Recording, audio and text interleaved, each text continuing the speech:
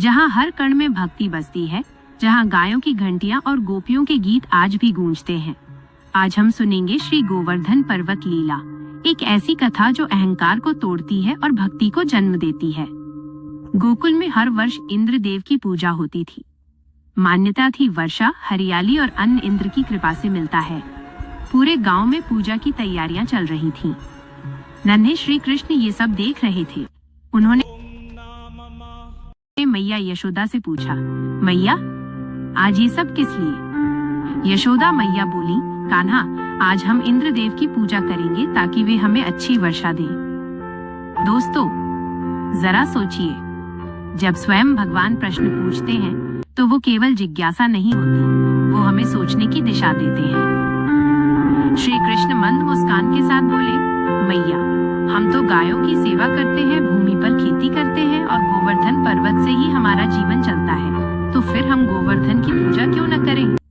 श्री कृष्ण के वचनों ने गोकुल वासियों का हृदय छू लिया। सभी ने निर्णय लिया, इस वर्ष इंद्र पूजा नहीं, गोवर्धन पूजा होगी। अन्नकूट सजाया गया, भक्ति का वातावरण बन गया। चारों ओर श्री कृष्ण के जयकारे गूंज उठे। सोचिए, जब समाज परंपरा से ऊपर उठकर सत्य को अपनाता है, तभी सच्चा धर्म जन्म लेता है। पर इंद्रदेव ये देखकर क्रोधित हो उठे। उनका अहंकार जाग उठा। एक बालक मेरे सम्मान को चुनौती दे रहा है। इंद्र ने आदेश दिया, गोकुल पर भयंकर वर्षा करो। दोस्तों सोचिए, जब शक्ति के साथ अहंकार जुड़ जाता है तब वो रक्षक नहीं विनाशक बन जाता है।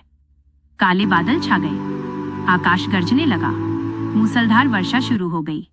नदियां उफान पर थीं, घर डूबने लगे, गायें घबरा गईं। पूरा गोकुल भय के साए में आ गया।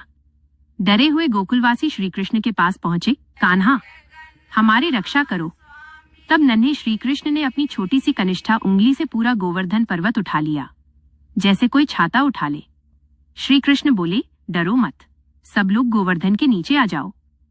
दोस्तों जरा सोचिए, जो प्रभु पूरे पर्वत को उंगली पर उठा सकते हैं, क्या वे हमारे जीवन की कठिनाइयां नहीं उठा सकते? 7 दिन 7 रात श्री कृष्ण वैसे ही खड़े रहे, न थकान न चिंता। गोपियां, बच्चे, वृद्ध और गायें सभी सुरक्षित थे। सच्ची भक्ति चमत्कार मांगती नहीं, बल्कि पूर्ण विश्वास सिखाती है। इंद्रदेव सब देख रहे थे। अब वे समझ चुके थे, ये कोई साधारण बालक नहीं, ये तो स्वयं नारायण है। इंद्रदेव श्री कृष्ण के चरणों में गिर पड़े, प्रभु मुझसे अहंकार में भूल हो गई। श्री कृष्ण ने कहा, इंद्र शक्ति का घमंड विनाश का कारण बनता है, सेवा ही सच्चा धर्म है। और तभी से गोवर्धन पूजा की परंपरा शुरू हुई। जहाँ अहंकार टूटता है, वहीं से सच्ची भक्ति की शुरुआत होती है। अगर आपको ऐसी भक्ति कथाएं हृदय से जुड़ी लगती हैं, तो सनातनी चैनल को सब्सक्राइब करके मेरे साथ बने रहिए।